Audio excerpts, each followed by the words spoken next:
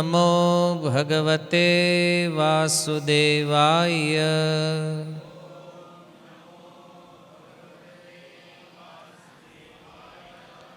ॐ नमो भगवते वासुदेवाय।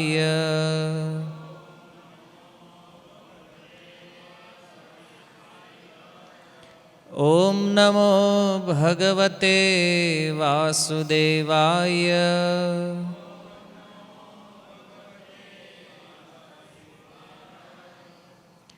हरे कृष्णा।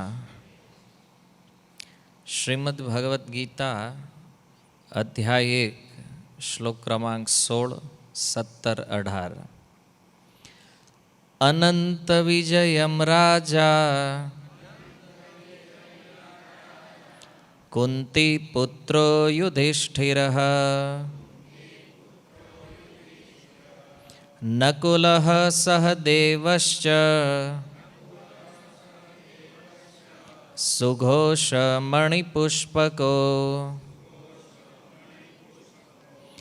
काश्यश्च परमेश्वास शिखण्डी च महारथः दृष्टद्युम्नो विराटश्च सात्यकीश्च पराजितः द्रुपदो द्रौपदेयाश्च सर्वशः पृथ्वीपते सौभद्रश्च महाबाहो शङ्खान्दग्मौ पृथक् पृथक्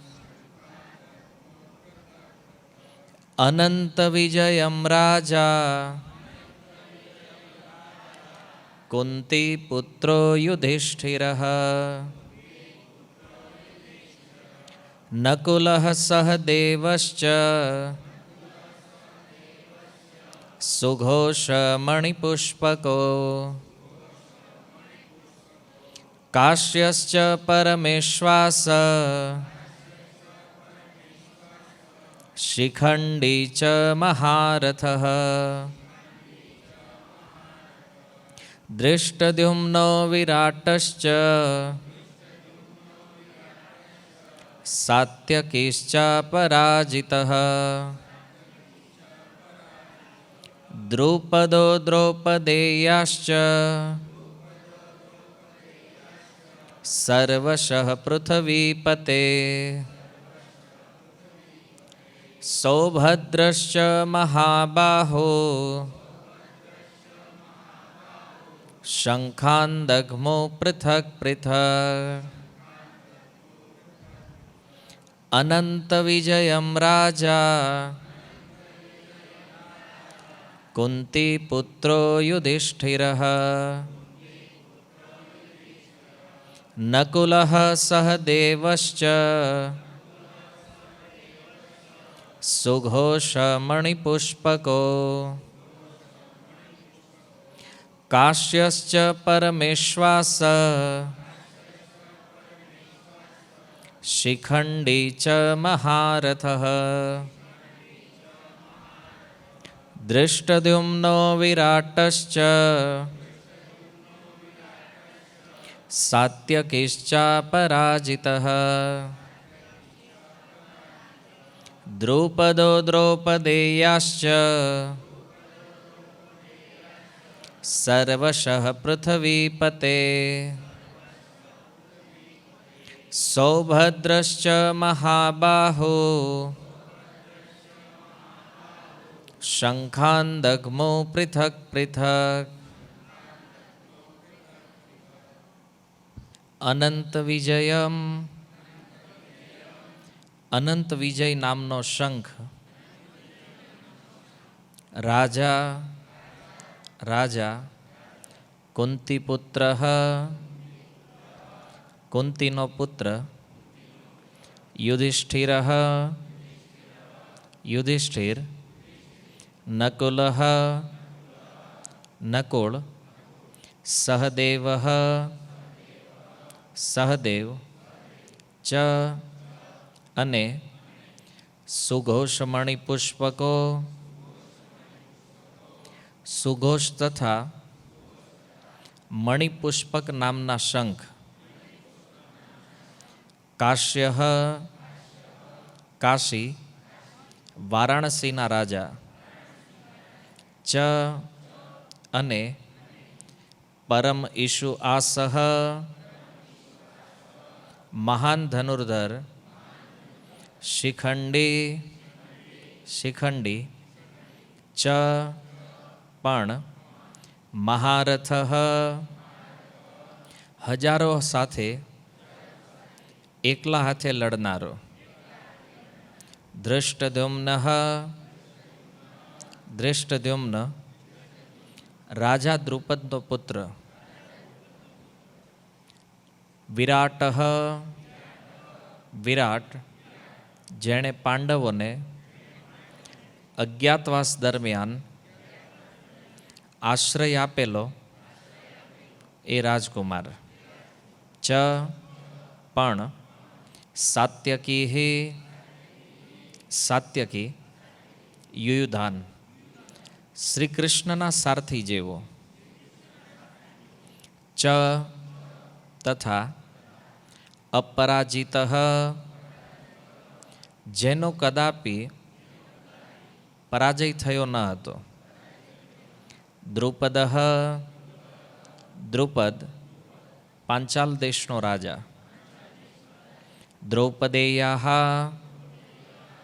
દ્રૌપદીના પુત્રો ચ પણ સર્વશઃ બધા પૃથ્વીપતે હે રાજા સુભદ્રાનો પુત્ર અભિમન્યુ ચ પણ મહાબાહુ બળવાન ભુજાઓવાળા શંખો દઘમો ફૂંક્યા પૃથક જુદા જુદા. અનુવાદ. હે રાજા, કુંતી પુત્ર યુધિષ્ઠિરે પોતાનો અનંત વિજય નામનો શંખ ફૂંક્યો અને નકુળ તથા સહદેવે સુઘોષ તથા મણિપુષ્પક નામના શંખ ફૂંક્યા.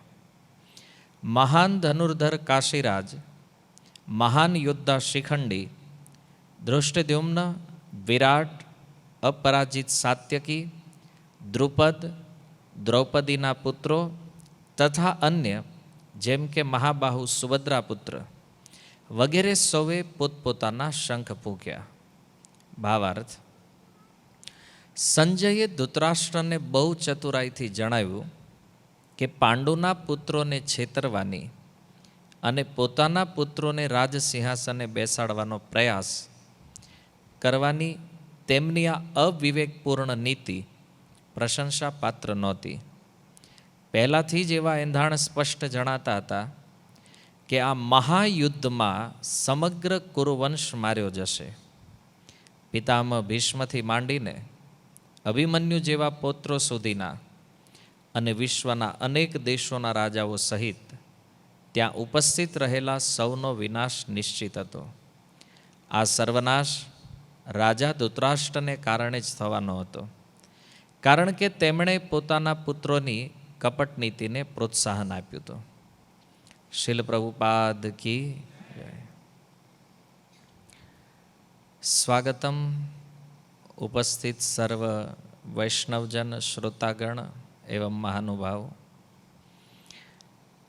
આપણે ગત સત્રમાં જે શ્લોકની ચર્ચા કરી, જેમાં ખૂબ સુંદર સંજય જેમણે ધૃતરાષ્ટ્રને એક ચિત્ર બતાવ્યું છે, એક સ્થિતિ બતાવે છે કે જેમાં ભગવાન શ્રી કૃષ્ણ અને અર્જુન ભીષ્મના શંખનાદ પછી રિએક્શન સ્વરૂપ શંખનાદ કરે છે, અને એમાં સૌથી પહેલો શંખનાદ ભગવાન કૃષ્ણ દ્વારા થયો છે. અને સંજય એટલા ઉત્સાહી છે આ વર્ણન કરવા માટે, તો એમણે સૌથી પહેલાં ભગવાન શ્રી કૃષ્ણનું વર્ણન કરી દીધું છે કે કૃષ્ણ અને અર્જુને પોતપોતાના શંખો વગાડ્યા છે. પુનઃ આ બંનેનું વર્ણન કરે છે કે ભગવાન કૃષ્ણએ પોતાનો પાંચજન્ય નામનો શંખ વગાડ્યો છે, અને અર્જુને દેવદત્ત નામનો જે શંખ છે આ શંખ વગાડ્યો છે. તો એક શ્લોકની અંદર પહેલા કૃષ્ણ અને અર્જુનની વાત કરી, પછી કૃષ્ણ, અર્જુન અને ભીમ, તો ભીમને સાથે લીધા, પૌંડ્રમ દગ્મો મહાશંખમ. તો જુઓ, આપણે ગત સત્રમાં એ ચર્ચા કરતા હતા કે ભગવાન શ્રી કૃષ્ણનો શંખ પાંચજન્ય, એનું નામ કેમ પડ્યું છે, અર્જુનને દેવદત્ત શંખ ક્યાંથી પ્રાપ્ત થયો છે, અને ભીમના શંખની જે ચર્ચા થઈ કે ભીમનો જે શંખ છે જેનું નામ છે પૌંડ્ર, મહાન છે, વિશાળ છે, તો આ શંખ ભીમે વગાડ્યો. 3 યોદ્ધાઓના વર્ણન અહીંયા થયા. હવે 16 નંબરથી લઈને 18 નંબર સુધી 3 શ્લોકમાં પાંડવ સેનાના બાકીના જે યોદ્ધાઓ છે એમણે આ ત્રણેયનું અનુસરણ કરતા જે શંખનાદ કર્યો એનું વર્ણન સંજય ધૃતરાષ્ટ્રની આગળ કરે છે. તો સંજયનો એટલો ઉત્સાહ છે, તો એક પ્રશ્ન થાય કે સંજયમાં આટલો ઉત્સાહ કેમ છે? તો જો આપણે જ્યારે પ્રીચિંગ કરતા હોઈએ તો 2 પરિસ્થિતિ આપણી સામે હોય. યા તો આપણે કોઈ ભક્તને પ્રીચિંગ કરતા હોય, યા કોઈ અભક્તને કરતા હોય. અચ્છા, પ્રશ્ન મારો એ છે કે તમે ઉત્સાહી ક્યાં હશો? ભક્તને પ્રીચિંગ કરો છો ત્યારે કે અભક્તને કરતા હોય ત્યારે?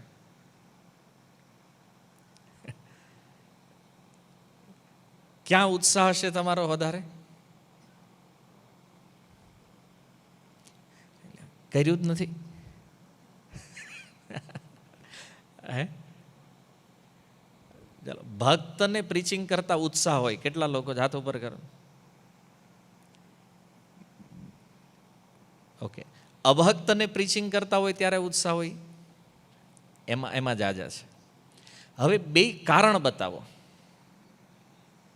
ભક્તવાળા. ભાઈ કેમ ભક્ત શા માટે?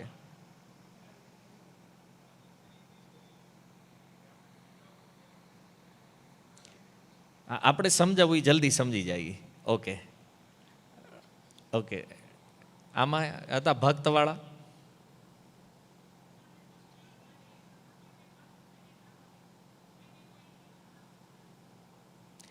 ભક્તને સમજાવો ત્યારે આ કમી હોય કે આપણને. ઓકે. અભક્તવાળા કોઈ? અભક્તને ભક્ત બનાવવાના હોય. આ બાજુ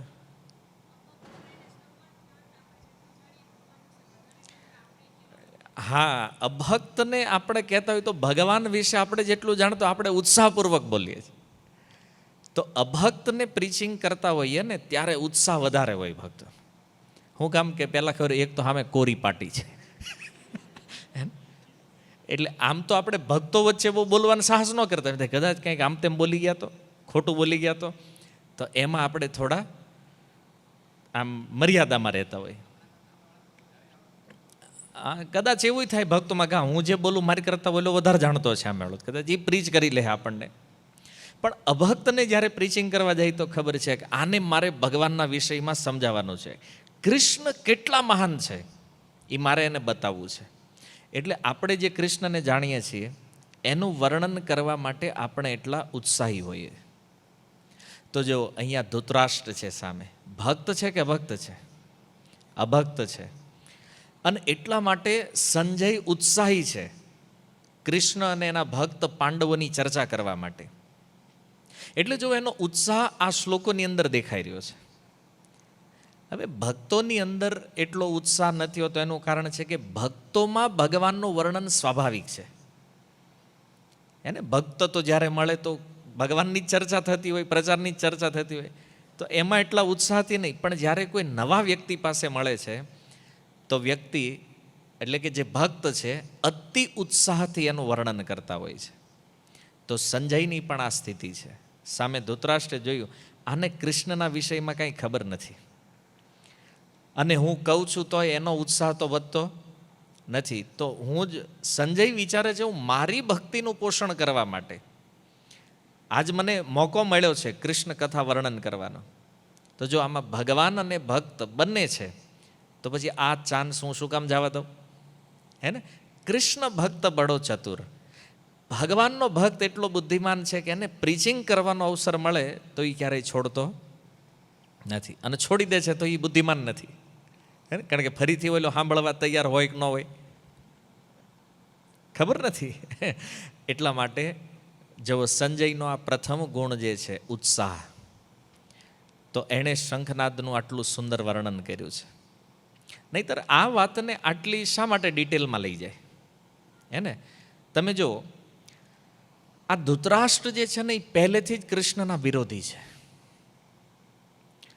અને કૃષ્ણના વિષયમાં અને કૃષ્ણના દિવ્ય જ્ઞાનના વિષયમાં જો સંજયનો મનોભાવ એ છે કે આની પ્રવૃત્તિ કૃષ્ણ વિરોધી છે પહેલેથી.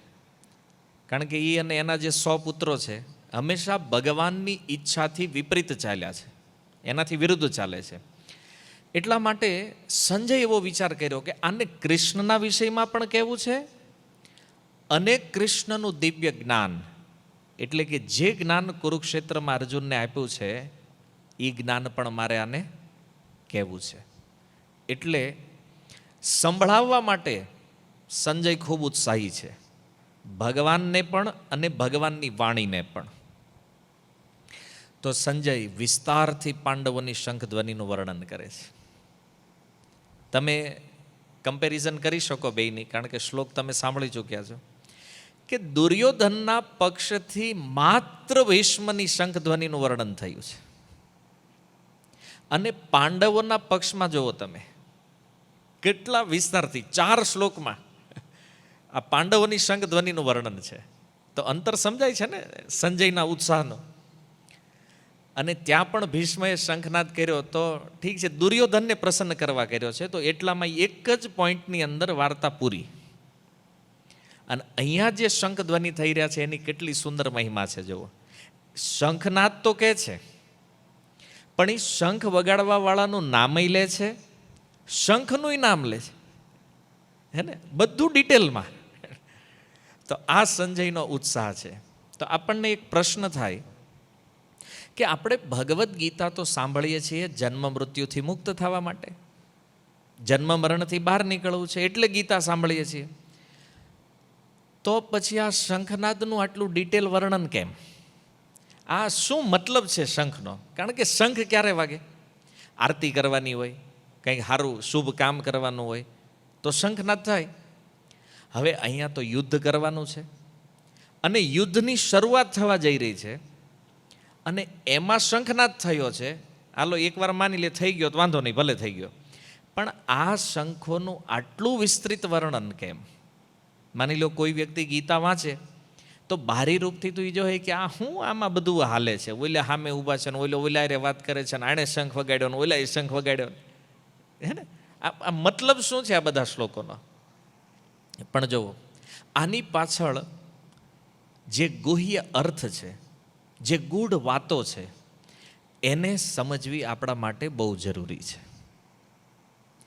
કારણ કે જ્યાં સુધી સંજય, ધૃતરાષ્ટ્ર, દુર્યોધન, અર્જુન આ બધાના ભાવને નહીં સમજવામાં આવે ત્યાં સુધી ભગવદ્ ગીતા સમજાશે નહીં. એટલા માટે આ ચર્ચાઓ બહુ ઇમ્પોર્ટન્ટ છે, અને કદાચ ઇમ્પોર્ટન્ટ ન હોત તો વ્યાસદેવ શા માટે આને ઇન્ક્લુડ કરે મહાભારતની અંદર? વ્યાસદેવે જાણતા હતા કળયુગવાળા પાસે ટાઈમ નથી હોતો, આને આટલું બધું આડોવળું કાંઈ દેવાની જરૂર નથી, સીધું સીધું જે હોય એ સમજમાં આવે, સીધું નથી સમજતા એને કળયુગી બુદ્ધિ છે ને, તો સીધું માંડ માંડ સમજમાં આવે છે. એમાં આટલું ગુહ્ય પણ જો શાસ્ત્રોની પણ એક ટેકનિક છે. તો જ્યારે પણ આપણે ગીતા વાંચતા હોઈએ તો પ્રથમ અધ્યાયની અંદર આ સમજવું જરૂરી, આ ભાવને. એટલા માટે હું તમને કહી રહ્યો છું કે સંજયનો મૂળ શું છે? કૃષ્ણ કથાનું વર્ણન, અને એ ઉત્સાહ એનો અહીંયા દેખાઈ રહ્યો છે. એટલે આ શંખનાદ જે છે ને એ સંજયના ભાવને પ્રસ્તુત કરે છે, એટલે આનું વર્ણન છે. અને તમે જુઓ, સંજયે આ 3 શ્લોકમાં 15 નામ લીધા અને આગળના શ્લોકમાં 3 નામ, એટલે ટોટલ 18 નામ, 18 શંખનાદ એણે અહીંયા ગણાવ્યા છે. તો પાંડવ સાઈડથી 18 શંખનાદ, કૌરવ બાજુથી 1. તો પહેલી વાત ધૃતરાષ્ટ્રના માઇન્ડમાં એ નાખી કે અહીંથી જ નક્કી છે કે તમારા પુત્રો જીતવાના નથી. બીજું કે 18ની જે એક સંખ્યા છે ને, એની એક મહિમા છે. 8 + 1 9, તો 9 જે છે એ પૂર્ણાંક માનવામાં આવે છે. અને એટલા માટે આની ઉપર થોડો વિચાર કરીએ કે સંજયે 18 નામ કેમ લીધા. યોદ્ધાઓ તો ઘણા બધા હતા અને શંખ ઘણા લોકોએ વગાડ્યા છે, પણ નામ 18 કેમ લીધા છે? તો તમે જુઓ, એક તો ભગવદ્ ગીતામાં અધ્યાય 18 છે, હે, તો અહીંયા 18ની સંખ્યાનું એક કનેક્શન મળે છે. બીજું, મહાભારતનું યુદ્ધ કેટલા દિવસ ચાલ્યું છે? 18 દિવસ. તો ત્યાં પણ 18ની સંખ્યા છે. ઓકે, સેના કેટલી છે? 18 અક્ષોહિણી. એનું વિભાજન છે, તમને યાદ હોય તો. કૌરવોની કેટલી છે? 11 અક્ષોહિણી, અને પાંડવોની 7 અક્ષોહિણી. ઓકે, 18 અક્ષોહિણી સેના છે. અચ્છા, મહાભારતના પર્વ કેટલા છે? અઠે ગઠે મારો 18, કારણ કે એ જ સંખ્યા હાલે છે કે મહાભારત તો વાંચ્યું નહીં, ભલે ન વાંચ્યું હોય, પણ વાત 18ની હાલે છે, તો અઠે ગઠે મારી 18 છે, 18 જ છે. હાલો, એ વાંધો નહીં. પણ એક પ્રશ્ન છે, તમે ભગવદ્ ગીતા સાંભળો છો, ભગવદ્ ગીતા મહાભારતના કયા પર્વમાં છે? શાંતિ પર્વમાં. ઓકે, ઓર ભીષ્મ પર્વ, ભીષ્મ. બીજું છે કોઈનું કાંઈ પર્વ જુદું કાંઈ? એટલે કે નામ જ ખબર નથી, એમાં ક્યાં આવે એ ક્યાંમાં? આ ગીતા ખબર નથી કે એ પછી મહાભારતમાં છે એને. હજી તો આપણે ઘણું આગળ હાલવાનું છે. તો મહાભારતના ભીષ્મ પર્વમાં છે ભગવદ્ ગીતા. તો આપણને ખ્યાલ હોવો જોઈએ, કારણ કે આ ભલે આમ બધી નાની નાની વાતો છે, પણ આપણે જે ધર્મમાં છીએ આની ડિટેલ બધી ખબર હોય. જે ગ્રંથને શ્રવણ કરી રહ્યા છે તો કમસે કમ એની માહિતી હોવી જરૂરી છે. ઓકે, પુરાણ કેટલા છે? 18. ભાગવતના શ્લોક કેટલા છે? 18,000. તો આ બધું હું આજ રિસર્ચ કરતો હતો, 18 ક્યાં ક્યાં આવે છે. હજી ઘણું બધું છે. ડિટેલમાં જવું હોય તો જો, અક્ષોહિણીની જે સંખ્યા છે, આપણે પૂર્વના પ્રવચનોમાં સાંભળી ચૂક્યા છીએ કે એક અક્ષોહિણી સેનામાં આટલા પાયદળ હોય, આટલા હાથી હોય, આટલા ઘોડા હોય, એ જેટલી પણ સંખ્યા આવી છે ને, આ બધી સંખ્યાને 18 વડે ભાગી શકાય. આ થોડુંક ડિટેલમાં ઉતરો તો આ તમને સમજાય. જે સંખ્યા આવી છે એ બધી 18 વડે વિભાજિત થઈ શકે એવી આ સંખ્યાઓ છે. અને આગળ ઉપર છે, પછી 108 છે, 1008, જે સાધુ આગળ પદવી લાગે એ પણ 18 દ્વારા વિભાજિત છે. પણ મૂળ વાત અહીંયા એ છે કે સંજય કહે છે 18 લોકોએ શંખનાદ કર્યો છે. તો સૌથી પહેલા ભગવાન શ્રી કૃષ્ણએ, બીજો શંખનાદ કર્યો અર્જુન, ત્રીજો શંખનાદ થયો ભીમ, ચોથો શંખનાદ થયો યુધિષ્ઠિર મહારાજ દ્વારા, પાંચમો થયો છે નકુળ દ્વારા, છઠ્ઠો સહદેવ દ્વારા, સાતમો શંખનાદ કર્યો કાશીરાજ, આઠમો કર્યો શિખંડીએ, નવમો કર્યો દૃષ્ટિદુમ્નએ, 10મો કર્યો રાજા વિરાટ, 11મો સાત્યકી, 12મો દ્રુપદ, પછી 13થી 17 દ્રૌપદીના 5 પુત્રો, અને 18મો સુભદ્રાના પુત્ર અભિમન્યુ. તો આ 18 શંખનાદ સંજય દ્વારા અહીંયા વર્ણિત થઈ રહ્યા છે. તો જો હરેક શંખનાદમાં શંખનું નામ આપવામાં આવ્યું છે. કોણે કયો શંખ વગાડ્યો એ. તો શંખના નામ છે એનો અર્થ એ છે કે એ શંખ સામાન્ય નથી.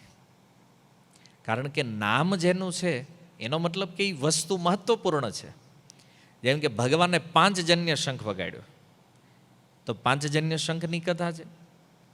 અર્જુને દેવદત્ત શંખ એની કથા છે. એટલે સંજય કીધું દિવ્ય શંખો પ્રદગમ હતું. આ દિવ્ય છે, બાકીના ભલે સામાન્ય છે, પણ તોય એના નામ છે. જેમ કે ભીમનો પૌંડ્રક, તો શંખના નામ છે એનો અર્થ એ છે કે એ એની એક ઓળખ ઊભી કરે છે. તો એ નામ એમ નામ નથી મળ્યા, એ વ્યક્તિના ગુણ અથવા એનું કંઈક એવું કર્મ છે જેના કારણે એ શંખોને એ નામ આપવામાં આવ્યા છે. બરાબર. જેવી રીતે કોઈ કંઈક એવું કર્મ કરે આ સંસારમાં તો એને એ પદવી મળે. કોઈએ સારું યુદ્ધ કર્યું હોય તો એને પરમવીર ચક્ર મળે, ભારતમાં હોય તો પરમવીર ચક્ર મળ્યું છે એનો મતલબ શું છે કે આણે યુદ્ધમાં કંઈક વીરતાનું કામ કર્યું છે. તો એવી રીતે આ લોકો પાસે જે શંખ છે ને, તો એ એને જ્યાંથી પ્રાપ્ત થયા છે, જ્યાંથી મળ્યા છે, એની નામ મળ્યું છે, તો એના ગુણ પ્રમાણે છે. આ બધી વસ્તુઓ જે છે ને એ એના ગુણ બતાવે વ્યક્તિના, કે એ વ્યક્તિ કેવો મહાન. કારણ કે સામાન્ય માણસ સામાન્ય વસ્તુ ધારણ કરે અને મહાન વ્યક્તિ મહાન વસ્તુઓને ધારણ કરે. વાત સમજાય? તો શંખની પાછળનું પણ આ રહસ્ય છે. હવે બીજો પ્રશ્ન એ છે, ચાલો એ તો સમજાઈ ગયું કે જેવો જેનો શંખ, જેમ કે 5 જન્ય વાગે તો કૃષ્ણની મહત્તા દેખાય, દેવદત્ત વાગશે તો અર્જુનની મહત્તા, પૌંડ્ર શંખ ભીમ, કારણ કે જેવી એની સાઈઝ એવી શંખની સાઈઝ છે ને, તો એ ખબર જ પડે. નામ એવું છે પૌંડ્ર, ખબર પડે આ ભીમનો જ હોય. સમજો તમે? તો એ એક વ્યક્તિની ઓળખ છે એના આ બધી વસ્તુઓથી. પણ પ્રશ્ન એ છે કે યુદ્ધમાં શંખનું શું કામ છે? તો એનું કાર્ય એ છે, કારણ કે યુદ્ધમાં તમે જુઓ છો બીજા બધા સંગીત હોય, સંગીત વાગે એટલે સીધું આક્રમણ કરવાનું હોય. પણ અહીંયા આ શંખ જે છે ને એ વ્યક્તિત્વનો પરિચય આપે છે, કે કોણ વ્યક્તિ કેવો છે એનો પરિચય એના શંખો દ્વારા થયો છે. તો સૌથી પહેલાં આપણે ચર્ચા કરીશું અનંત વિજયમ રાજા કુંતી પુત્રો યુધિષ્ઠિર. એક લાઈનની અંદર યુધિષ્ઠિર મહારાજનું વર્ણન કરતા કહે છે અનંત વિજયમ, અનંત વિજય નામનો શંખ રાજા કુંતી પુત્રો યુધિષ્ઠિર. હવે જો યુધિષ્ઠિર મહારાજ માટે 2 શબ્દ આવ્યા છે, એક રાજા અને બીજું કુંતી પુત્ર. તો આ બંને શબ્દ દ્વારા યુધિષ્ઠિર મહારાજની પ્રશંસા કરતા સંજય કહે છે કે જે પાંડવો તરફથી જે રાજા પણ છે અને કુંતી મહારાણીના જે પુત્ર છે, જ્યેષ્ઠ પુત્ર જે છે યુધિષ્ઠિર મહારાજ, તો એમણે પોતાનો અનંત વિજય નામનો શંખ ફૂંક્યો, આ શંખ વગાડ્યો એણે. તો હવે જુઓ, અનંત વિજય જે નામ છે શંખનું, એમાં 2 શબ્દ છે, અનંત અને વિજય. અને અનંત વિજયને એક શબ્દમાં લ્યો તો એનો અર્થ એ થાય કે જેના વિજયનો કોઈ અંત નથી. યુધિષ્ઠિર મહારાજ એવા રાજા છે જે ક્યારેય પરાજિત થયા નથી યુદ્ધમાં, કારણ કે એનો વિજય સર્વત્ર છે. તો અનંત વિજય એટલે યુધિષ્ઠિર મહારાજનો પરિચય આમાં આવ્યો છે કે યુદ્ધમાં જેણે ક્યારેય હારનો સ્વાદ ચાખ્યો નથી એવા જે રાજા છે યુધિષ્ઠિર મહારાજ, એણે પોતાનો શંખ વગાડ્યો. હવે જો જેમ દુર્યોધન કૌરવોનો રાજા છે, એમ આ બાજુ પાંડવ સેનામાં રાજા યુધિષ્ઠિર મહારાજ છે. પણ છતાં એનો શંખનાદ જે છે ને એ 4થા ક્રમ ઉપર છે. પહેલા કૃષ્ણ અર્જુને વગાડ્યા, પછી ભીમે વારો લીધો, કારણ કે ભીમ રેડી હતા ઉત્સાહમાં. એને એ હતું કે ભાઈ આપણે તૈયારી જ કરવાની છે. તો તો ઉત્સાહમાં ને ઉત્સાહમાં એણે શંખ વગાડ્યો. પછી ખબર પડે ઓ રાજા તો યુધિષ્ઠિર મહારાજ છે, એણે વગાડો છે કે ને હાલો એ ચોથા ક્રમે વાંધો નહીં. અને કદાચ એવું પણ હોય કે આ જે 18 લોકોના નામ છે ને, મહાભારત યુદ્ધમાં 18 લોકો અલગ અલગ ટુકડીમાં ઊભા છે. સમજો ને, અક્ષોહિણીની વાત આપણે જ્યારે કરી ત્યારે આપણે જોયું હતું કે સેનાઓના નાના નાના વિભાગ વ્યૂહમાં ગોઠવાયેલા હોય તો બધા અલગ અલગ ટીમમાં ઊભેલા છે. એટલે કદાચ એ ક્રમ છે જે ક્રમથી આ લોકો શંખ, સિનિયરિટીના ક્રમમાં નથી, પણ ભગવાન કૃષ્ણએ જે વગાડ્યો ને એ શ્રેષ્ઠતાના અર્થમાં છે કે સર્વશ્રેષ્ઠ કૃષ્ણ છે એટલા માટે એણે પહેલાં શંખ વગાડ્યો. અને આ બધા લોકો જે ઊભા હતા સૈન્યના ક્રમમાં, એ ક્રમમાં શંખ વગાડી રહ્યા છે. એટલે કદાચ આ શ્લોકો અલગ અલગ બોલવામાં આવ્યા છે કે બોલા એક શ્લોકમાં 3 યોદ્ધા અલગ છે અને આમાં આ 15 યોદ્ધાઓ અલગ છે. તો એમનો સ્વભાવ યુધિષ્ઠિર મહારાજનો અને એમના ગુણ એવા છે કે કોઈ પણ વ્યક્તિના હૃદય ઉપર વિજય પ્રાપ્ત કરી લે છે. ધર્મનું આચરણ એવું છે. અને એમના આ સુંદર ગુણોના કારણે કોઈ પણ વ્યક્તિના હૃદયને જીતી લેતા, ન કેવલ યુદ્ધમાં પણ વ્યક્તિને પણ જીતતા. જો ખાલી યુદ્ધ જે જીતે ને એ વીર છે, મહાન છે એવું નથી. જે બીજાના હૃદયને જીતી શકે આ અસલી વીર છે, આ મહાન છે. અને એકવાર મહાભારતમાં એવું થયું કે આ લોકો જ્યારે વનવાસમાં હતા ને તો દુર્યોધનને એમ થયું કે વનમાં જઈને આ બધાને ખતમ કરી નાખું. તો આવ્યો વનમાં સેના લઈને અને એ સમયે એ વિચાર કરતો હતો કે પાંડવો ઉપર આક્રમણ કરું. તો ચિત્રરથ નામનો એક ગંધર્વ અર્જુનના મિત્ર છે, એણે જોયું કે આ આવ્યો છે દુર્યોધન, તો આને પકડીને લઈ જાઓ. અને દુર્યોધનની સ્વભાવથી તો જાણો છો તમે કેવો હતો, થોડી આની સામે થોડીક વાયડાઈ કરીએ છે. ઓલું ગંધર્વ છે, આ મનુષ્ય છે. પકડી લીધો, ગંધર્વે બંદી બનાવી લીધો. આને સ્વર્ગમાં લઈ જઈને દંડ આપવો છે એ ખાને. તો યુધિષ્ઠિર મહારાજ જોયું કે આ ગંધર્વ દુર્યોધનને બંદી બનાવીને લઈ જાય, તો એણે કીધું ભીમ, અર્જુન જાઓ તમે આને બચાવો દુર્યોધનને. ભીમે કીધું કાંઈ નથી જવું, એ કે જવા દો ને એમને.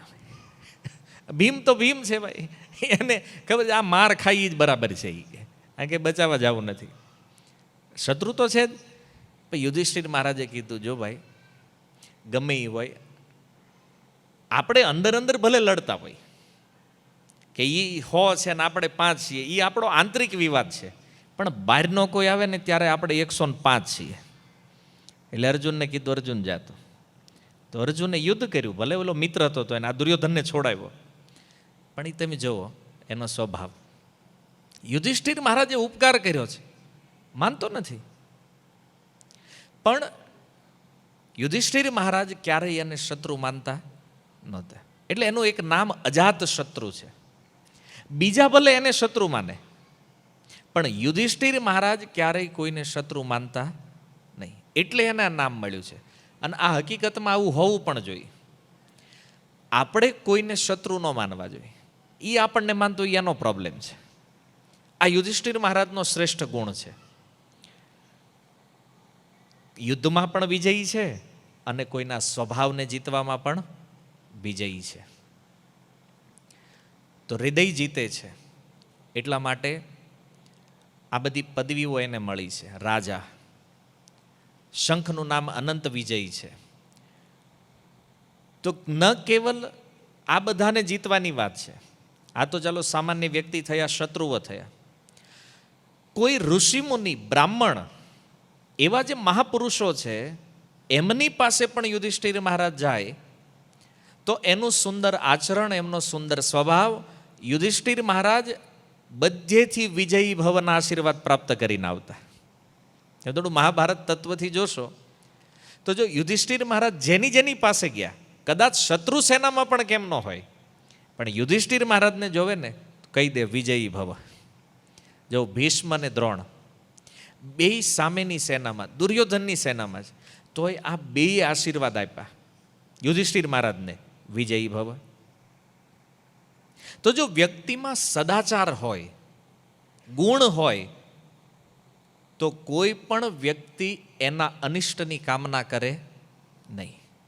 ભલે ઓલા સામેની સેનામાં હતા, કદાચ વિચારે તો આપણી સેના વિજયી થાય એના માટે આપણે આશીર્વાદ દેવા જોઈએ દુર્યોધનને, પણ એનો સદાચારશીલ એવું નહોતું કે આ મહાપુરુષોને ઈ પ્રસન્ન કરી શકે. પણ યુધિષ્ઠિર મહારાજ એટલા સદાચારી, વિનમ્ર, ગુણી હતા કે એના સદાચાર, વિનમ્રતા અને ગુણને જોઈ કોઈ પણ વ્યક્તિ એને આશીર્વચન આપી દેતા, વિજયી ભવ કહી દેતા. અને મહાભારતના યુદ્ધમાં થયું આ પ્રારંભમાં, યુદ્ધ શરૂ થતાં પહેલાં મેળવી લીધા આશીર્વાદ એણે. બોલો દુર્યોધન રોજ વિચાર કરે, યાર બધા એને જ આશીર્વાદ આપે, એકાદો મને આપો. એ કે પણ એ કે તારું કંઈ કામ જ એવું નથી કે તને કોક દે. હે ને, માની લો બે ભાઈ હોય તો જે સારા સદાચારી હોય તો ગામમાં ગમે ત્યાં જાય તો એને આપી દે પૈસા બધા. પણ ઓલો બીજો સ્વભાવ જાણતા હોય બધા, તો એટલે કે તમને લાખો આપે, અમને 5,000 નથી દેતા ઉછી ના. હે ને, સ્વભાવ. તો સ્વભાવ બહુ નડે બધે, એટલે સૌથી પહેલું કામ આને સુધારવાનું કરાય. જો આ બે પાત્રો આપણી સામે છે, દુર્યોધન એના સ્વભાવના કારણે પરાજિત છે અને યુધિષ્ઠિર મહારાજ એના સ્વભાવના કારણે વિજયી છે. તો સદાચાર જ આભૂષણ છે, અને સ્વભાવ જ્યારે વ્યક્તિ ન બદલે ને ત્યારે એને ક્યાંક ને ક્યાંક નિંદા સહન કરવી પડે છે, ભલે ગમે એટલા મહાન હોય. જેવો યુધિષ્ઠિર રાજા છે તો સન્માનને પાત્ર છે સ્વભાવના કારણે. દુર્યોધન પણ રાજા છે, પણ તેમ ક્યાંય જોયું ન હોય પ્રસંગમાં કોઈ સન્માન કરતા હશે એનું, સ્વભાવના કારણે. એટલે સ્વભાવ કેવો હોવો જોઈએ? જેવો યુધિષ્ઠિર મહારાજ પાસે, વિનમ્ર, સદાચારી અને ધર્મમાં સ્થિત રહેવાવાળો. તો આના કારણે જ્યાં પણ જતા એને આશીર્વાદ હંમેશા વિજયી ભવના મળતા, કલ્યાણના મળતા, એની સારી કામનાઓ કરતા બધા. અને અનંત વિજયનો એક બીજો અર્થ પણ છે. જો અનંત, આ તો થઈ સંસારમાં, ચાલો યુધિષ્ઠિર મહારાજે પોતાના ગુણોના કારણે સંસારને જીત્યો છે એટલે એનું નામ અનંત વિજય છે, કે એના વિજયનો કોઈ અંત નથી. પણ આ અનંત વિજય કેવો છે? તો બીજો અર્થ આચાર્યો કહે છે, અનંત અર્થ છે ભગવાન. અનંત એટલે ભગવાનનું નામ છે ને અનંત. વિષ્ણુ સહસ્ત્ર નામમાં ભગવાનનું એક નામ અનંત છે. તો અનંત વિજય મતલબ એ અનંત ભગવાનને પણ જેણે જીતી લીધા છે એવા અનંત વિજય છે. જેવો કૃષ્ણ ઉપર પણ યુધિષ્ઠિર મહારાજે વિજય પ્રાપ્ત કર્યો છે, કૃષ્ણને જીતી લીધા છે. કારણ જ્યારે પણ ભગવાન કૃષ્ણને કોઈ નિર્ણય લેવો હોય, કોઈ પણ જગ્યાએ, દ્વારિકામાં, હસ્તિનાપુરમાં, કોઈ પણ સ્થાનમાં હોય, અને કૃષ્ણ એવો વિચાર કરે મારે કોઈ નિર્ણય લેવો છે, તો એ સલાહ કોની લેતા? યુધિષ્ઠિર મહારાજને. કારણ કે ઉંમરમાં પણ મોટા હતા, શાસ્ત્ર જ્ઞાનમાં, ધર્મમાં ભગવાન માનતા મારાથી શ્રેષ્ઠ છે, સિનિયર છે. તો ભગવાન કૃષ્ણ હંમેશા યુધિષ્ઠિર મહારાજ હારે મંત્રણા કરતા. અને મંત્રણા કરતા એવું નહીં, ખાલી યુધિષ્ઠિર મહારાજ જે નિર્ણય આપે એનું સન્માન પણ કરતા અને પાલન પણ કરતા. કે નહીં, યુધિષ્ઠિર મહારાજે આ કીધું છે તો પછી એ પ્રમાણે જ થવું જોઈએ, એ પ્રમાણે ચાલવું જોઈએ. સ્વયં ભગવાન યુધિષ્ઠિર મહારાજના આદેશનું ક્યારેય ઉલ્લંઘન ન કરતા ભગવાન કૃષ્ણ. તો એણે વિજય પ્રાપ્ત કર્યો. આ વિચાર વિમર્શ ચાલતો. જુઓ, અર્જુનને તો ભગવાન ગળે મળતા, જ્યારે મળે ને ક્યાંય પણ ભેગા થાય ને તો અર્જુન મિત્ર છે, તો મિત્ર હોય તો આલિંગન કરે, ગળે મળે. પણ યુધિષ્ઠિર મહારાજને આ દ્વારકાધીશ પ્રણામ કરતા. આ યુધિષ્ઠિર મહારાજનો વિજય છે. નહીં તો ભગવાન છે, પણ જો એનોય સદાચાર એવો છે. અનંત બ્રહ્માંડ અધિપતિ હોવા છતાં યુધિષ્ઠિર મહારાજને પ્રણામ કરે છે. અને યુધિષ્ઠિર મહારાજનું ચારિત્ર્ય, સદાચાર, શીલ, ગુણ એવા છે કે જેવો ભગવાન પણ એને પ્રણામ કરે છે. એટલા માટે પણ એનું એક નામ અનંત વિજય છે. સમજમાં આવ્યું? તો આ અનંત વિજય નામનો શંખ યુધિષ્ઠિર મહારાજ રાખે છે. તો એ અનંત વિજય ઉપરથી યુધિષ્ઠિર મહારાજના વ્યક્તિત્વનો પરિચય મળે છે. સમજાય છે? આ સંજય જે વર્ણન કરી રહ્યા છે કે યુધિષ્ઠિર મહારાજ કેવા છે, તો એ આ નામ ઉપરથી ખબર પડી જાય. અને એને કહે છે રાજા. હવે રાજાનો અર્થ શું છે? રંજયતી ઇતિ રાજા, સંસ્કૃત વ્યુત્પત્તિ અનુસાર. તો આશ્રિત પ્રજાનું જે રંજન કરે એને કહેવામાં આવે રાજા. મતલબ એના આશ્રયમાં જે પ્રજા છે એને સુખી કરે એનું નામ રાજા છે. એટલા માટે યુધિષ્ઠિર મહારાજના રાજ્યમાં પ્રજા પૂર્ણ રૂપેણ સુખી છે, કોઈ કષ્ટ નથી. એટલા માટે પણ એને અહીંયા રાજા સંબોધન મળ્યું છે. અને કુંતી પુત્રનો અર્થ છે કે કુંતી મહારાણી જેવી મહાન સ્ત્રીના ગર્ભથી જેનો જન્મ થયો છે એવા યુધિષ્ઠિર મહારાજે અનંત વિજય નામનો પોતાનો શંખ વગાડ્યો. ઓકે, એક શંખનાદ ક્લિયર. હવે બીજામાં જઈએ. એની પછી શંખનાદ થયો નકુલહ. નકુળે પણ શંખ વગાડ્યો છે જેનું નામ છે સુઘોષ. સુઘોષનો અર્થ શું થાય? સુ માને સુંદર, ઘોષ માને અવાજ. જેના શંખનાદનો સુંદર અવાજ છે તો આ યુદ્ધમાં હાલે. તમે જુઓ, કારણ કે સુંદર શંખનાદ તો મંગળ આરતીમાં સારું લાગે, સુંદર શંખનાદ યજ્ઞમાં સારું લાગે. પણ અહીંયા નકુળમાં આ સુંદરતા, સુશબ્દ નકુળ હારે બહુ મેચ થાય. કેમ? નકુળ એટલા સુંદર હતા, એની સુંદરતા એટલી હતી કે પાંડવો જ્યારે અજ્ઞાતવાસમાં ગયા ને તો નકુળને ટેન્શન થઈ ગયેલું. એ કે હું ગમે એમ કરીશ તો આ સુંદરતા તો નહીં છુપાવી શકું ને, વેશ બદલું ગમે કરું પણ સુંદરતાનું શું કરીશ, તો કદાચ તો ઓળખાઈ જાય હું ગમે ત્યાં. અને વિરાટના નગરમાં જ્યારે આવ્યા વેશ બદલું, બહુ ભયમાં હતા, બહુ ટેન્શનમાં હતા કે શું કરવું, આટલો બધો સુંદર છું એને. પણ એણે કીધું કાંઈ વાંધો નહીં, કાંઈક તો અહીં નોકરી તો લેવાની છે. તો એણે શું કર્યું, વિરાટ રાજા જે છે એને કીધું કે હું અશ્વપાળ છું, મતલબ ઘોડાઓની દેખરેખ કરવામાં એક્સપર્ટ છું. અને તો આજે ઓલા ઓફિસમાં પૂછે ને પહેલાં ક્યાં કામ કરતા તમે, તો રાજા વિરાટે પૂછ્યું કે તમે આમ અશ્વ અને આ પશુઓની સાર સંભાળ રાખો, પહેલાં ક્યાં હતા? એ કે મહારાજ યુધિષ્ઠિરને ત્યાં હતો હસ્તિનાપુરમાં. ઓ, યુધિષ્ઠિર મહારાજને ત્યાં નોકરી કરી, વયા આખો ડિપાર્ટમેન્ટ આને આપો, રાજ્યના જેટલા ઘોડા છે બધા પશુ બનાવી દીધા, અશ્વશાળાના હેડ બનાવી દીધા, HOD, હેડ ઓફ ડિપાર્ટમેન્ટ આપી દીધો એને. અને નોકરી મળી સુંદર વાણીના કારણે.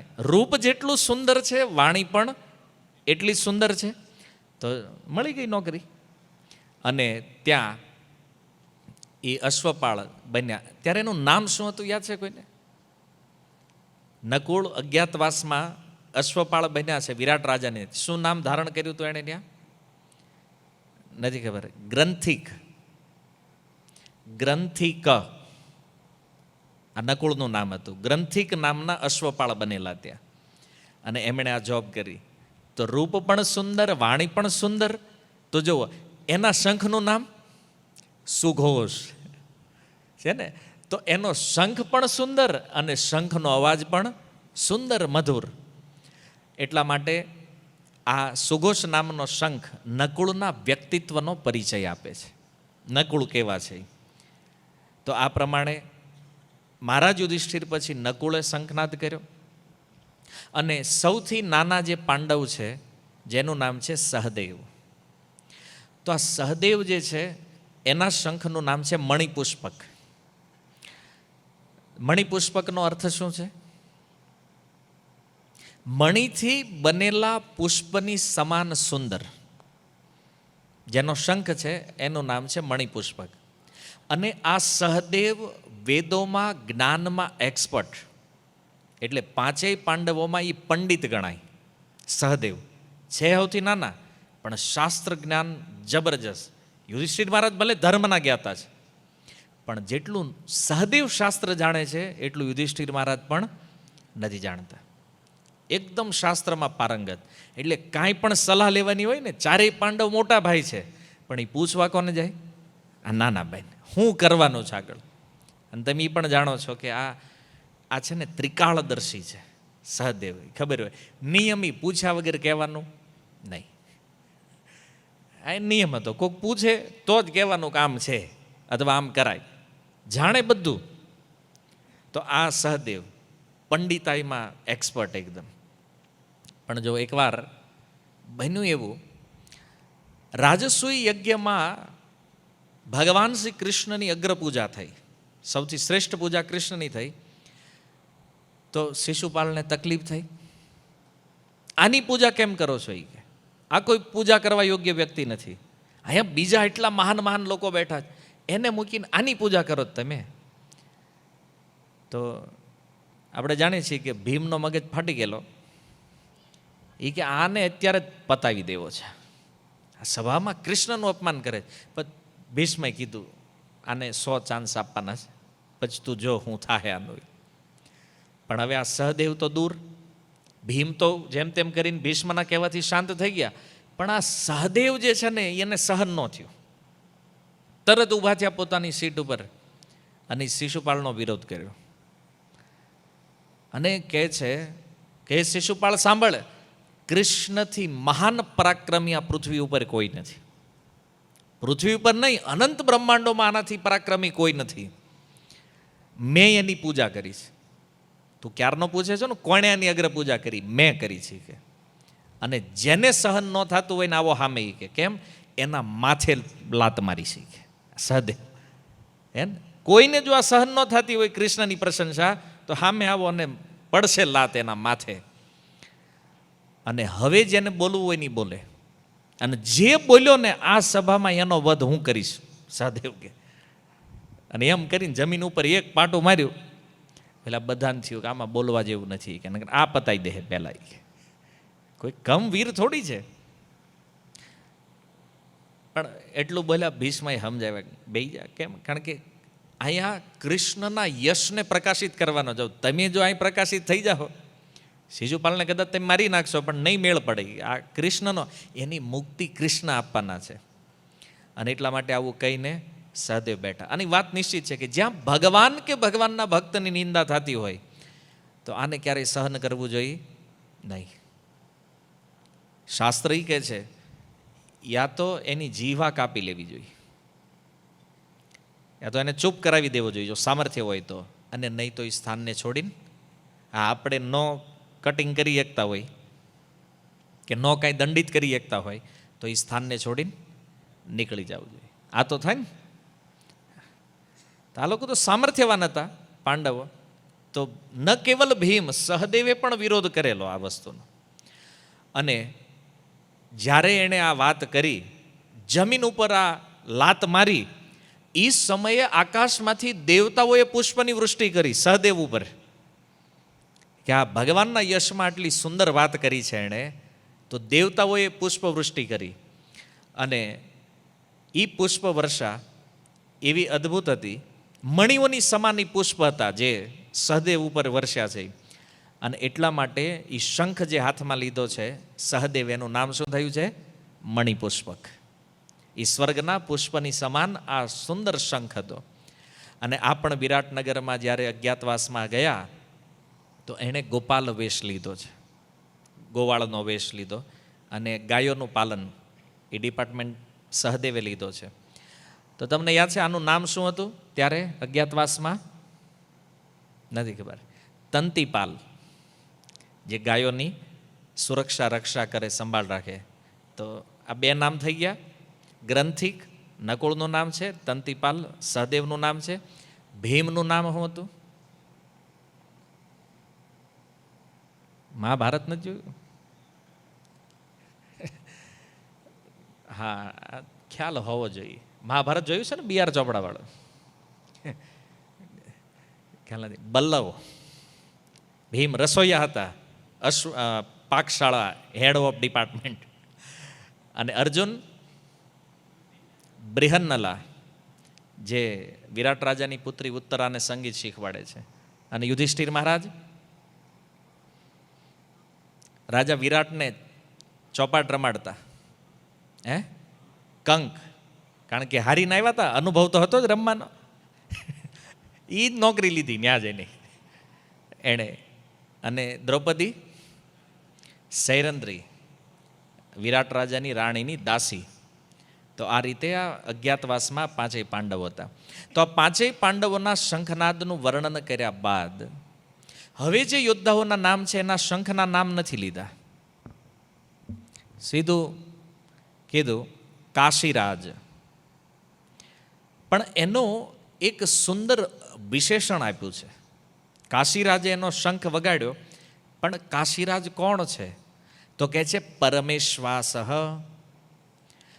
પરમેશ્વાસ આ શબ્દ તમને સમજમાં આવશે, કારણ કે તમે પહેલા મહેશ્વાસ અર્જુનના વિષયમાં સાંભળ્યું છે આપણે. તો પરમનો અર્થ છે મહાન, ઈશુ માને બાણ, આસહનો અર્થ છે આસન. તો મહાન બાણનું જે આસન છે એટલે કે ધનુષ. એવા હવે મહાન બાણ છે તો ધનુષ કેવું હોય? મહાન. તો મહાન ધનુષને જેણે ધારણ કર્યું છે એવા કાશીરાજ. જો સીધું સીધું ન કીધું ધનુષ ધારણ કર્યું, તો ધનુષ તો હોય દુનિયામાં ઘણા, પણ અહીંયા જે વાત કરી છે એણે પરમ ઈશુ આસહ, મતલબ મહાન બાણના આસનને જેણે ધારણ કર્યું છે એવા કાશીરાજ, એણે આ શંખ વગાડ્યો. હજી એક પ્રશ્ન કરીએ કે આ ધનુષની વિશેષતા શું છે? તો એના માટે પરમેશ્વાસ શબ્દ આવ્યો છે. તો જુઓ, ધનુષ મહાન છે એનો અર્થ એની પ્રત્યંચા ચડાવવાનું કામ અઘરું છે, એની ઉપર બાણ ચડાવીને છોડવું બહુ શક્તિની જરૂર પડે. તો આવા મહાન ધનુષને ધારણ કરવાવાળો વ્યક્તિ પણ કેવો હોય? મહાન. તો એ મહાન કાશીરાજ જે છે એણે પોતાનો શંખ વગાડ્યો. જો સંજયની ભાષા કેટલી અદ્ભુત છે. અને આ રાજસૂય યજ્ઞમાં આ જે ધનુષ છે, આવું મહાન ધનુષ એણે યુધિષ્ઠિર મહારાજને ગિફ્ટ કરેલું કાશીરાજે. રાજસૂય સભાનો પ્રસંગ તે આમ મહાભારતમાં બહુ વિસ્તૃત છે અને એ વાસ્તવમાં વાંચવા જેવો છે. તો એ સભામાં આવેલા કાશી નરેશ અને એમણે આ ધનુષ યુધિષ્ઠિર મહારાજને ભેટ સ્વરૂપ આપી દીધું. ત્યાર પછી નામ લીધું શિખંડી. આને જ તમે ઓળખો છો બધા, શિખંડી. પણ એના જીવનની કંઈક મહત્વપૂર્ણ વાતો છે, એ સમજવા જેવી છે કે શિખંડી એના નામ સાથે સંજય મહારથી શબ્દ પ્રયોગ કરે છે. શિખંડી છે મહારથી. અચ્છા, શિખંડીની સાથે આ શબ્દ પ્રયોગ કેમ થયો છે મહારથી? કારણ કે આ એવો મહારથી છે. જુઓ, સંજય એક મેસેજ આપવા માંગે છે ધૃતરાષ્ટ્રને. શું? કે તમારો દીકરો જે છે દુર્યોધન કોના બળે આટલો બધો કૂદે છે? કોનું બળ છે એની વાહે? ભીષ્મ. કેમ? કારણ કે ભીષ્મ પણ મહારથી છે, તો અતિરથી છે, મહારથીથી પણ ઉપરની પોસ્ટમાં છે. તો સંજય કહેવા માગે છે કે હે ધૃતરાષ્ટ્ર મહારાજ, તમે ને તમારા દીકરો, તમે બેય ભલે એવું માનતા હોય કે તમારી પાસે અતિરથી છે ભીષ્મ, પણ એ અતિરથીને પણ મારે ને એ કોના પક્ષમાં છે? એ મહારથી આ બાજુ છે. અને આ એણે શંખ વગાડ્યો છે એટલે શિખંડીના નામ મારે મહારથી જોડી દીધું કે જેના બળે બાપ દીકરો બે ઠેકડા મારો છો ને એને ઉકેલવાનો પ્રબંધ આ બાજુ છે. એટલે શિખંડી અરે મહારથી શબ્દ જોડ્યો. આમ તો શિખંડી છે કોણ? સ્ત્રી છે કે પુરુષ છે? તો કે એ કન્ફ્યુઝન છે. ના ના, છે એનું જોઈએ આપણે. શિખંડી મહારથી છે કારણ કે એ ભીષ્મના વધનું કારણ છે.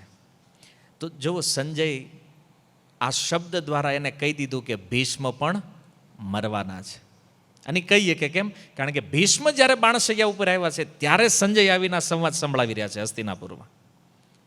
એટલે એણે મહારથી શબ્દ જોડ્યો શિખંડી યારે. અને આ પૂર્વ જીવનમાં કાશીરાજની જ કન્યા છે અંબા. તણને જીતીને લાવ્યા હતા, અંબા, અંબિકા, અંબાલિકા. તો તણીને લઈને આવ્યા. તો અંબિકા અને અંબાલિકા જે છે એણે તો કીધું કાંઈ વાંધો નહીં, હાલો આપણે તો વિવાહ માટે એગ્રી છીએ. અને એ રહી ગયા. પણ ઓલી તકલીફ કોને ઊભી થઈ? અંબાને. હસ્તિનાપુર આવ્યા પછી એણે કીધું કે મારે તો પ્રેમ શાલ્વ નરેશારે છે. તો ભીષ્મએ કીધું શાલ્વ રાજા રે પ્રેમ હોય તો અહીં શું કામ આવી? તું ન્યા વહી જા. એ જમાનામાં પ્રેમ થતો હતો. તો ભીષ્મએ કીધું કાંઈ નહીં, જાઓ જ્યાં મજા આવે ત્યાં વયા જાઓ. હવે શાલ્વ નરેશ પાસે જ્યારે અંબા આવી તો ઓલાએ ના પાડી કે આપણે ન હાલે. હવે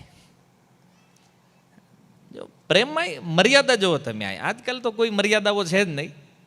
એણે કીધું તું ભીષ્મ હસ્તિનાપુરમાં જઈને આવી છો ને ભીષ્મ સાથે, તો હવે તને હું ગ્રહણ કરી શકું એ ભીષ્મએ આપેલી ભિક્ષા હું ન લઈ શકો. કારણ કે ભીષ્મએ કાશીની અંદર, એ કાશી નરેશની સભામાં સૌથી વધારે જેને માર્યો હતો ને એ આ સાલ્વ નરેશને મારેલો. શું કામ? કારણ કે આ ત્રણેયને જીતીને લાવ્યા તો પેલા સાલ્વ નરેશને થયું, અરે હું આને પ્રેમ કરું છું, આ લઈને વહી જાય, આ તો તકલીફ થાય. તો લડવા એ આવ્યો સામે. હું ભીષ્મની સામે અવાય? ભીષ્મએ દંડિત કર્યો એને હરખાઈને. હવે એ અપમાન ઓલો ભૂલેલો નહીં. તો તમે વિચાર કરો કે આ ભીષ્મએ જ્યારે અંબાને પાછી મોકલી હતી, સ્વીકાર કરે ખરો? ક્ષત્રિય છે ને એ કે આ નહીં હાલે હવે, તો એણે પાછી મોકલી. આ પાછી હસ્તિનાપુર આવી. એ કે ઓલો ના પાડે. તો ભીષ્મ કે હું કરવું એમાં? તે કીધું જવા દો, મેં જવા દીધી. હવે તું એમ કે ના પડે, તમારે બેન વચ્ચે આપણે પડવાનું થતું. અરે પડવાની ક્યાં કરો, તમારે લીધે આ થયું જ બધું. પડવું નહોતું, જીતીને હું કામ લાવ્યા મને? કે તો ભીષ્મ કે મને થોડી ખબર હતી તું એને પ્રેમ કરે છે. વિવાદ થયો, પણ અંબાએ કીધું જે હોય કારણ તો તમે છો, મારું જીવન બગડ્યું છે એનું કારણ ભીષ્મ તમે, લગ્ન તો તમારે કરવા જ પડશે. ભીષ્મ કે થાય નહીં, મારે અખંડ બ્રહ્મચર્ય વ્રતનું પાલન મેં કર્યું, વિવાદ કરવાનું થતા જ નહીં. તો કે ગુરુજી પાસે જાવ. ગઈ પરશુરામ પાસે. ક્યારેક ક્યારેક ગુરુ નહીં તે ખબર ન હોય, કોકનું સાંભળીને સીધા લાગી જાય એમાં. પરશુરામે કીધું આવું કર્યું, મારા ચેલાય છે ક્યાં બોલાવે નહીં. પરશુરામજી કીધું હું કહું એટલે જ કરશે જા. પરશુરામજીએ કીધું લગ્ન કરો. ભીષ્મ કે આ આજ્ઞા પાલન નહીં થાય, આના સિવાય બીજું ગમે ગયો. લગ્ન કરવાનું થતા તો કે યુદ્ધ કરવું પડે, તો કે એ હાલશે. અને પછી તો એ યુદ્ધનું કાંઈ રિઝલ્ટ નીકળ્યું નહીં. અને અંતે અંબાએ જોયું કે આપણા પક્ષમાં કોઈ બોલે એવું છે નહીં. તો એણે શિવજીની તપસ્યા કરી. અને તપસ્યા કરતાં કરતાં એણે ભગવાન શિવને પ્રાર્થના કરી કે જ્યાં પણ મારો દ્વિતીય જન્મ થશે, ભીષ્મના મૃત્યુનું કારણ હું બનીશ. એની ઈચ્છા મૃત્યુનું વરદાન છે ને, તોય મારી શીખે એના મૃત્યુનું કારણ હું બનાવું. શિવજીએ કીધું તથાસ્તુ. અને દ્વિતીય જન્મમાં દ્રુપદની પુત્રીના રૂપમાં જન્મ લીધો એણે. રાજા દ્રુપદની પુત્રી બનીને આવી. સૌથી પહેલું સંતાન દ્રુપદનું આ છે. તો એણે જોયું પુત્રી, તો દ્રુપદ દુઃખી હતા. શું કામ? કારણ કે એને હસ્તિનાપુરથી બદલો લેવાનો હતો, દ્રોણે હરાવેલા એટલે. તો એ કે જોતો તો પુત્ર ને આવી પુત્રી, આનું શું કરવું હવે? એ કે કાંઈ નહીં, કે હાલો આને કન્વર્ટ કરીએ, જેન્ડર ચેન્જ, સ્ત્રી છે ને આને પુરુષ બનાવો. કેવી રીતે?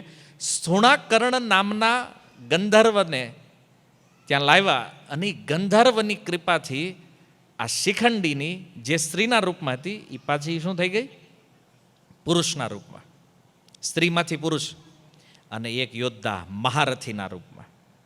હવે આ વાત ભીષ્મ જાણે છે કે આ પૂર્વ જીવનની અંબા છે, દ્રુપદને ત્યાંનો જન્મ થયો છે, અને જન્મીતી આ જીવનમાં પણ એ સ્ત્રીના રૂપમાં. હાલો, પૂર્વ જન્મમાં સ્ત્રી હતી, આ જન્મમાં પુરુષ થઈને આવ્યો તો ભીષ્મ કાંઈ વાંધો ન લેત. પણ ભીષ્મએ જોયું કે આ જન્મે પણ એ સ્ત્રી બની. પછી ભલે ઓલા ગંધર્વે જેન્ડર ચેન્જ કર્યું, પણ છે તો સ્ત્રી. તો આ સામે આવશે ને તો આપણે તો હથિયાર મૂકી દેવાના થાય. સ્ત્રી સામે ભીષ્મ હથિયાર નહોતા લેતા. તો આ રહસ્ય પણ ભીષ્મએ યુધિષ્ઠિર મહારાજને બતાવેલું કે દીકરા, દાદાને મારવાનો આ ઉપાય છે. યુધિષ્ઠિર મહારાજ અનંત વિજય છે. અને એટલા માટે પછી આવ્યા શિખંડીભાઈ રથ ઉપર સવાર થઈને, અને અર્જુને એ શિખંડીનો આશ્રય લઈને ભીષ્મનો વધ કર્યો.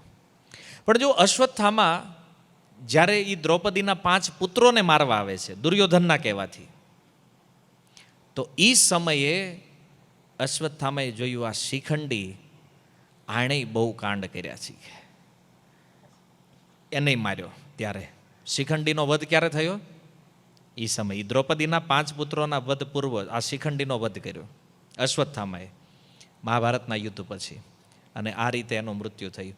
તો આ શિખંડી એવા મહારથી જે છે એણે શંખનાદ કર્યો. તો ભીષ્મને બતાવી દીધું કે તો દાદા ગયા મહારથી શબ્દ દ્વારા. તો આ રીતે શિખંડીના શંખનાદનું વર્ણન કર્યું. અને ત્યારબાદ કહે છે દૃષ્ટદ્યુમ્ન. તો દૃષ્ટદ્યુમ્ન જે છે એનો પરિચય તો તમે જાણો છો, કારણ કે પ્રારંભમાં જ એની ચર્ચા આવી ચૂકી છે.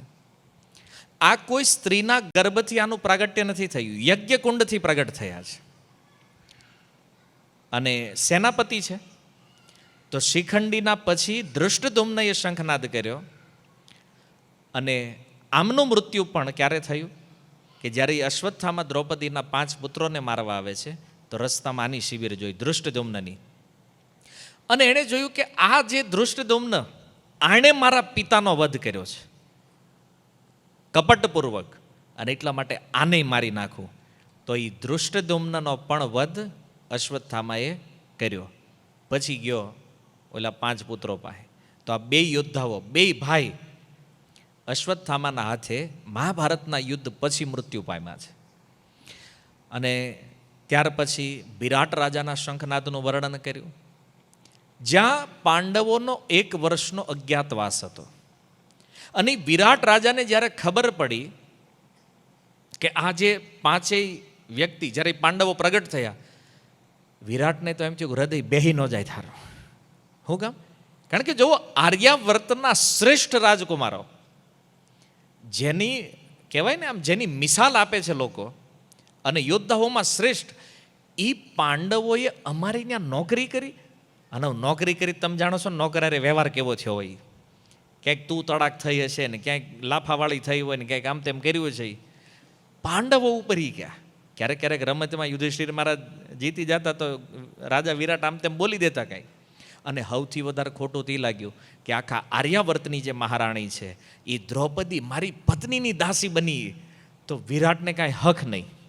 આપણી ભાષામાં કઈ માંડ્યો પરસેવો થવા. એ કે આ હું કર્યું, એ કે અજાણતા મેં.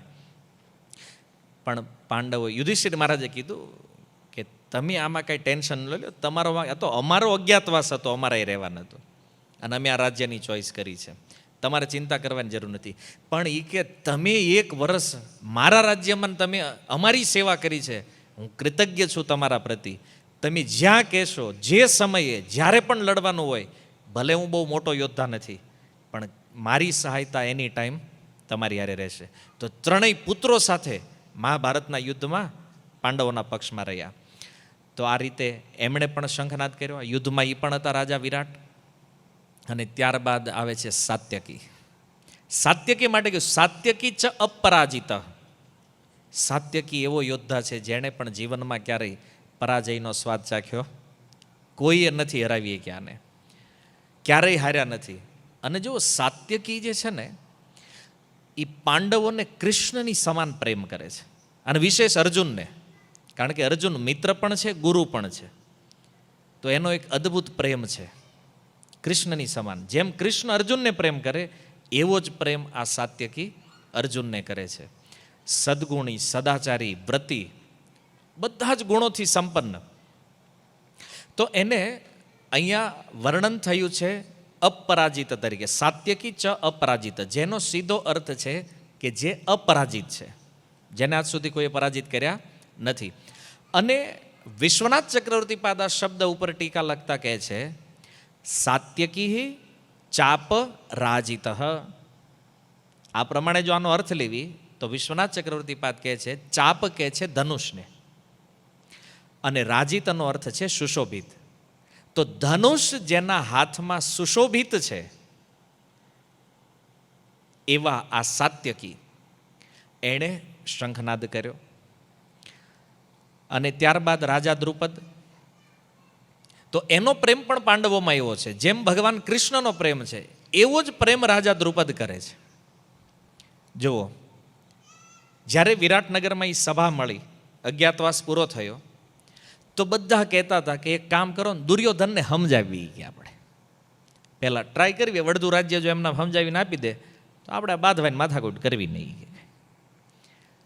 ત્યારે રાજા દ્રુપદે કીધું કે આ દુર્યોધનને હું બરાબર જાણું છું, આ મધુર વ્યવહારથી સમજે એમ લાતો કે ભૂત ये बातों से मानने वाला है नहीं.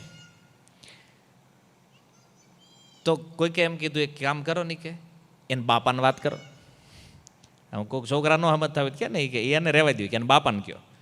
તો રાજા દ્રુપદ કે ઈ એનો બાપો ઈ જ છે, ઈ કે બે બાપ દીકરો હરખા છે ઈ કે. એટલે આમાં કાંઈ તમે ગમે એટલું ધૃતરાષ્ટ્રને સમજાવો, ઈ એના દીકરાનું જ અનુસરણ કરવાનો છે.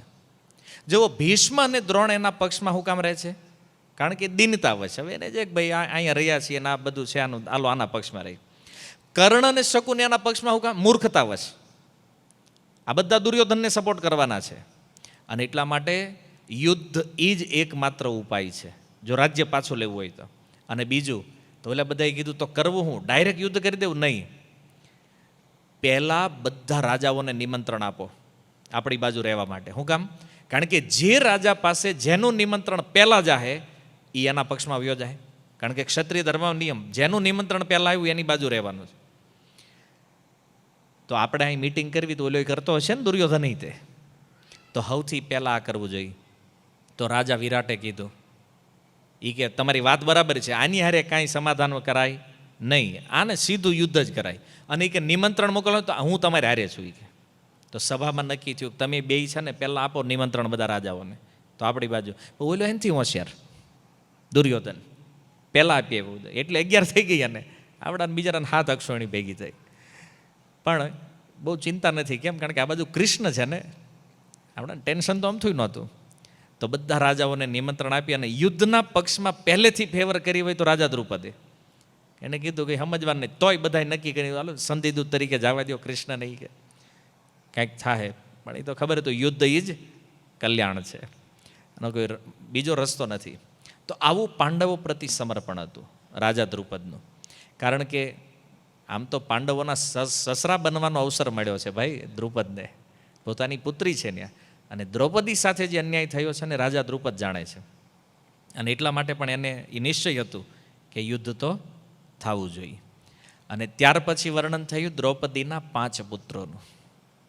તો જો દ્રૌપદીના 5 પુત્રોમાં સૌથી શ્રેષ્ઠ રાજા યુધિષ્ઠિર, જ્યેષ્ઠ. તો પુત્રોમાં પણ એમ જ છે, જે ક્રમમાં છે પાંડવો નાના મોટા, એ જ ક્રમમાં એના પુત્રો પણ નાના મોટા છે. તો યુધિષ્ઠિર મહારાજનો પુત્ર જેનું નામ હતું પ્રતિવિંધ્ય. પ્રતિવિંધ્યનો અર્થ થાય છે વિંધ્ય માને વિંધ્યાચલ પર્વત, પ્રતિ અને સામેવાળા શત્રુ. તો શત્રુની સામે અથવા શત્રુના પ્રહાર સામે જે વિંધ્યાચલ પર્વતની જેમ અખંડ ઊભો રહીએ કે એનું નામ છે પ્રતિવિંધ્ય. યુધિષ્ઠિર મહારાજનો પુત્ર છે. બીજા છે ભીમ, સેકન્ડ સિનિયર ભીમ છે. તો ભીમના પુત્રનું નામ છે સુત સોમ. સુત સોમ નામ કેમ થયું છે? તો ભીમે જોયું કે મારે પુત્ર પ્રાપ્ત કરવાનો સમય છે, તો એણે 1000 સોમ યજ્ઞ કર્યા.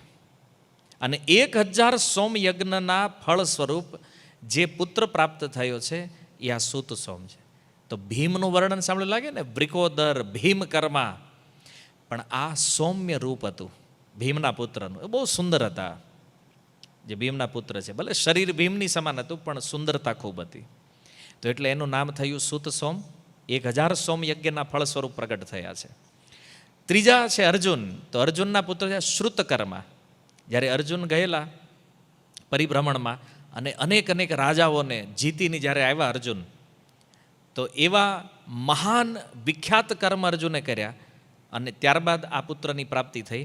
એટલા માટે એનું નામ થયું શ્રુતકર્મા, જે કર્મને સાંભળવા ગમે.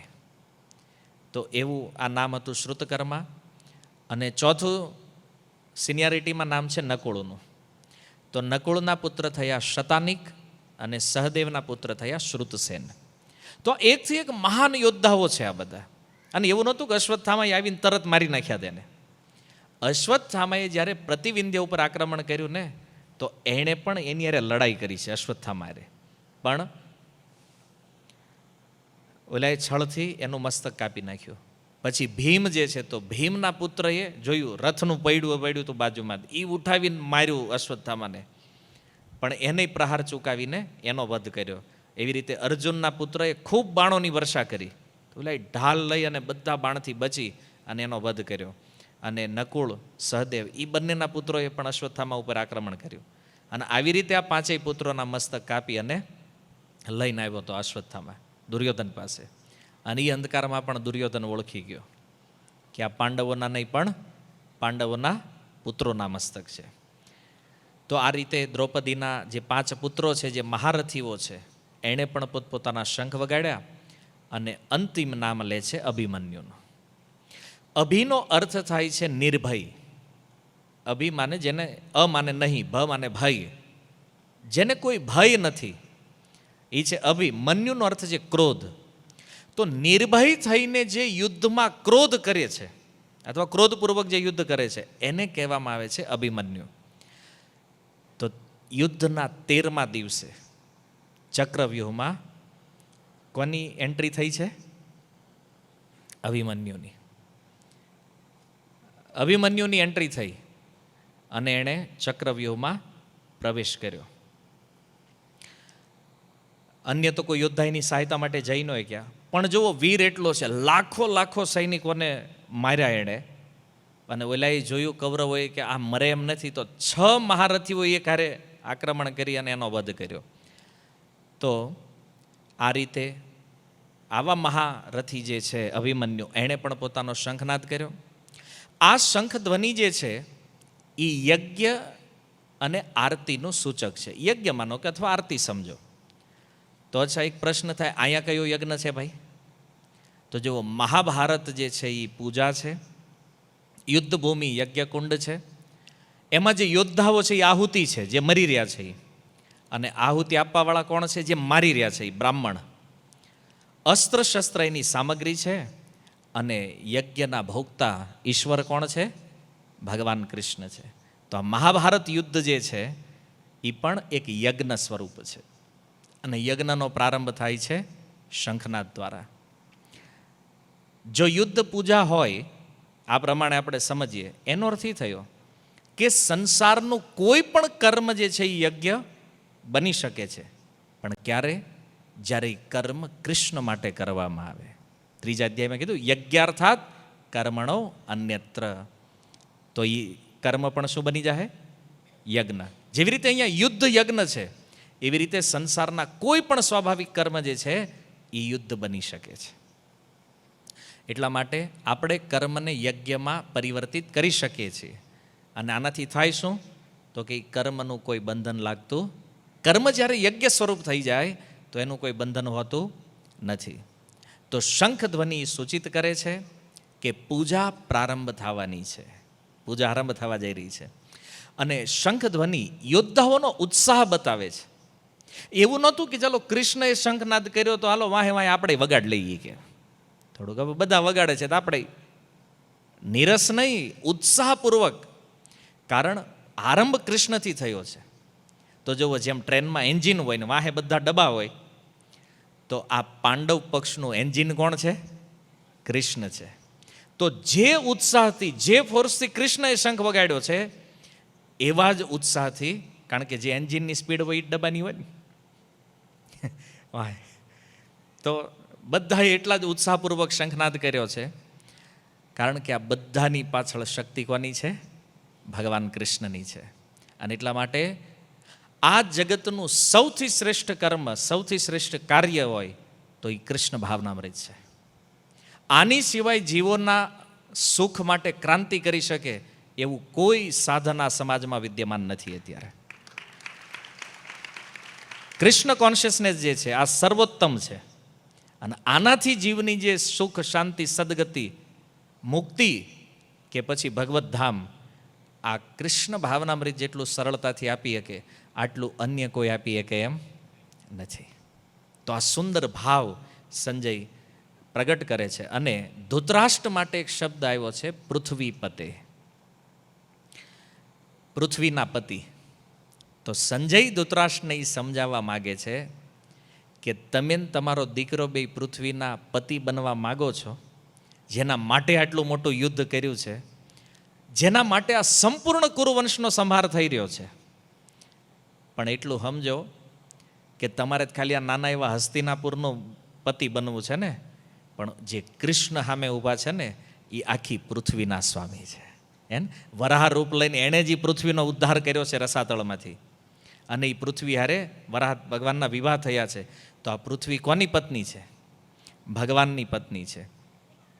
તો જો કૃષ્ણને પૃથ્વીપતિ માની લેશો તો જ આપણી સુરક્ષા થશે. કારણ કે બધી વસ્તુઓના ભોગતા કોણ છે? ભગવાન છે. તો આનાથી જ સુખ અને સુરક્ષા મળવાની છે. આ વાત જેની અંદર બેહી ગઈ આ ક્યારેય દુઃખી થવાનો નથી. આ સમજવું બહુ જરૂરી છે.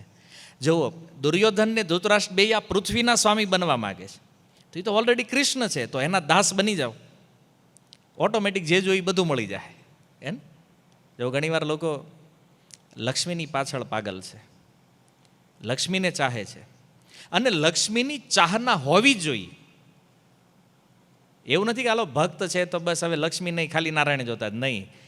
ભગવાનની શક્તિ છે, એ માતા લક્ષ્મીની કૃપાની આપણે જરૂર છે ભક્તિ માટે, પણ લોકો માગે છે બીજી કૃપા માટે. એને એમ કે લક્ષ્મી એટલે ધન, ખાલી પૈસા આવવા જોઈએ બસ, નારાયણ નો આવે તો વાંધો નહીં. હે ને, નારાયણ વગર લક્ષ્મી ક્યાંય આવવાના નથી. એટલે પૃથ્વીપતિ વાસ્તવમાં કોણ છે? ભગવાન કૃષ્ણ છે. તો એનું શરણ લેવું, એમાં જ આપણી સુરક્ષા છે, શરીરની પણ અને આત્માની પણ. એટલે ભક્તિવિનોદ ઠાકુર કહે છે, માનસ દેહ ગેહ જો કીછું મોર, અર્પિલું તુયા પદે નંદ કિશોર. માનસ દેહ ગેહ, આ જે કાંઈ અમારું છે, શરીર, ધન, પત્ની, પુત્ર, પરિવાર, આ બધું એ કૃષ્ણ કોનું છે? તમારું છે. અને અમે મારું માનીએ છીએ તોય ત્યાં બધું કોને અર્પિત કરીએ છીએ? તમને આપીએ છીએ. ભક્તિવિનોદ ઠાકુર એક ભજનમાં કહે છે. તો આ શરણાગતિ જે પાંડવોમાં છે, જેના કારણે ભગવાન શ્રી કૃષ્ણના કૃપા પાત્ર બન્યા છે. તો તમે જુઓ કે આપણે પણ જો કૃષ્ણના દાસ બનશું, કૃષ્ણની શરણાગતિ લેશું, તો બધી બાજુથી પાંડવોની સમાન સુરક્ષા પ્રાપ્ત થવાની છે.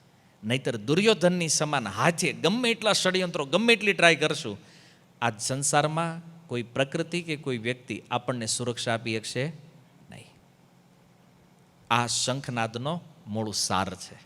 આ શંખનાદ થયો, શંખધ્વનિ. તો આ સુંદર ભાવને સંજયે પ્રસ્તુત કર્યો છે.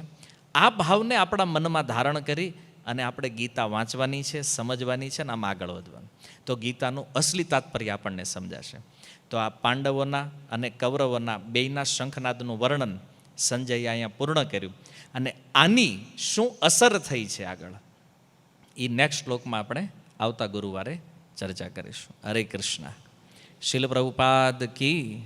નિતાય ગૌર પ્રેમાનંદે.